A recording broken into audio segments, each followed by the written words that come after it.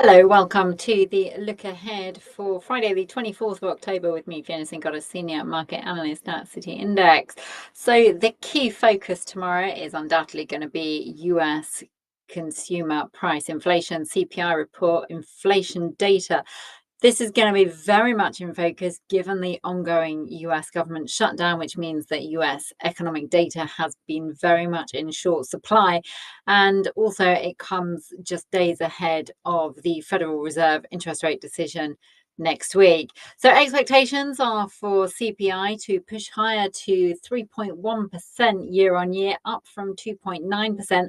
This is going to make the highest level of inflation since May 2024, highlighting the impact that tariffs are having on the economy and that inflationary pressure which they are adding. Now, the data comes as the market is pretty much pricing in a 97% probability that the Federal Reserve will be cutting interest rates on the just bear with me, I don't know where I've disappeared to, but just one moment.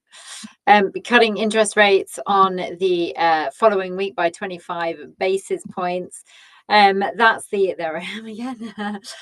That's basically, yeah, as I said, 97% priced in. The market's also expecting pretty much a 97% probability that the Fed is going to cut rates by a further 25 basis points in the December meeting as well, which I think looks a little bit optimistic. And it's this optimism which has helped US equity markets rise to record highs. This is the Nasdaq that we're looking at here, and as we can see, it just rose to a fresh record high of 25,202 in earlier this week. Just come off very slightly, but still remains above that 25,000. Now, I think the risk here is that if we have hotter than expected US inflation, that might unnerve the markets a little bit, may make the market reconsider the likelihood of that December rate cut. Obviously, we also know that the market is concerned about as the Federal Reserve is concerned about the outlook for the US jobs market. But obviously, with this scarcity in data, it's difficult to know how the jobs market is holding up. We've not had the jobs report. We've not had the jobless claims figures. So lots of data missing that would have otherwise been able to guide the market. So as we pointed out previously, the Fed and the market are flying a little bit blind as far as data is concerned. So this is the S&P 500, still very much within that rising channel. We are seeing that momentum has slowed slightly. Buyers are going to need to get a push above that 25,200 in order to extend gains. Earnings season obviously still very much in focus, and we've not really had whilst earnings have been encouraging in the sense that they have broadly been beating expectation, there hasn't been this hasn't been by such a sufficiently large margin that it's boosted the markets, or with significantly big names. I mean, if we look at Tesla and Netflix, which reported this week, they did actually disappoint given the lofty valuations that we are looking at. Now, just whilst we're talking about the US, we also must be taking a look at gold, which obviously had that big fallback earlier in the week, as sort of, we saw some of those concerns regarding US-China trade unwind, but we have seen gold push back again. It recovered from that rising trend line. Obviously, if we do see hotter than expected inflation tomorrow, then there is a possibility that we can see gold just come a little bit down, potentially testing that 4,000 level at some point if we do see that hotter inflation, because that will, again, as I mentioned, raise questions over the Fed's ability to cut interest rates again in the December meeting. But the other thing to keep in mind here is this ongoing US government shutdown. Previously, when we've had prolonged US government shutdowns, they have actually had a slowing impact on the economy. So that is something to keep in mind, which is obviously deflationary, as is the sort of weakness in the jobs market. So, depending on whether the Fed is able to look through that increase in inflation or not in the following week.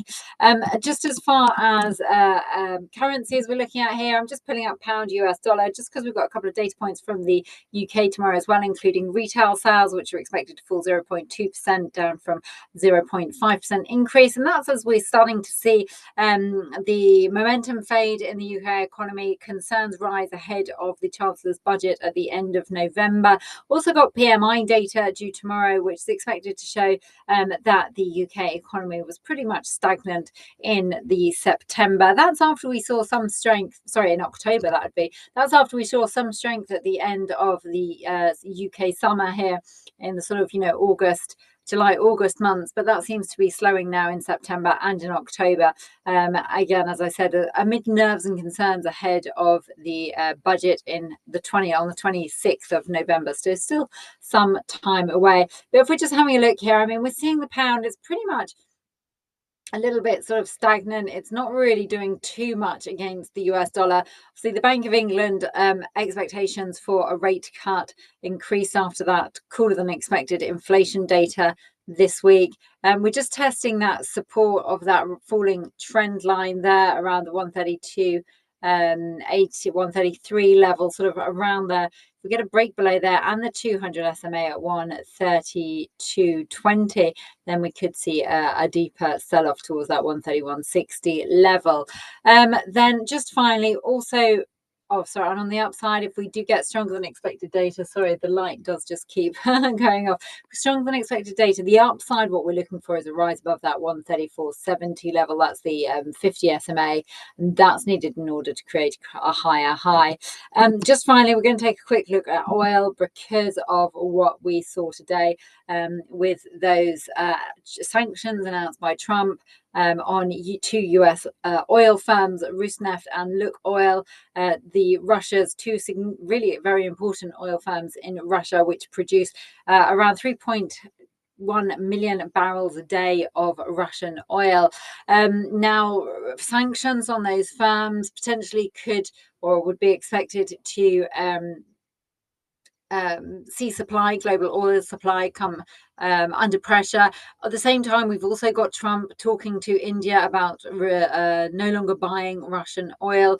Two sides appear to be nearing a trade deal where India would slowly slow its purchases of Russian oil. So that would again mean that demand for oil supplies elsewhere in the world would rise. Now we've seen this very strong rise, almost 6% jump in oil. It's testing the 50 SMA there at 62.40 as it's recovered from that 6-month low down at 56.35 earlier today. If we can get a rise above here, next level to be looking for would be a rise above that falling trend line at 62.80. That would invalidate that would potentially open the doors to a breakout towards the 200 SMA and the 65 level, which would create a significant move higher.